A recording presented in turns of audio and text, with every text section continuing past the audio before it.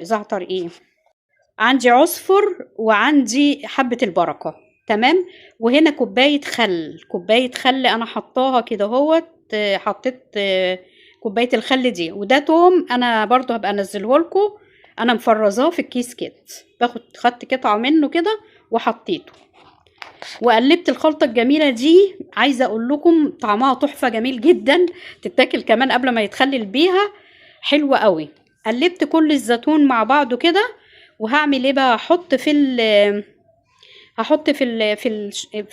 الشبشق بتاع واحاول اخلي حبة في الاخر كده. هقول لكم هنعمل ايه في الخلطة اللي هتفضل في الاخر دي.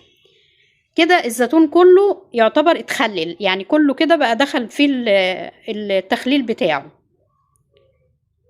خلاص هاخد بس كله، هسيب شوية كده، هزودهم بقى من المية اللي انا زي ما قلت لكم انا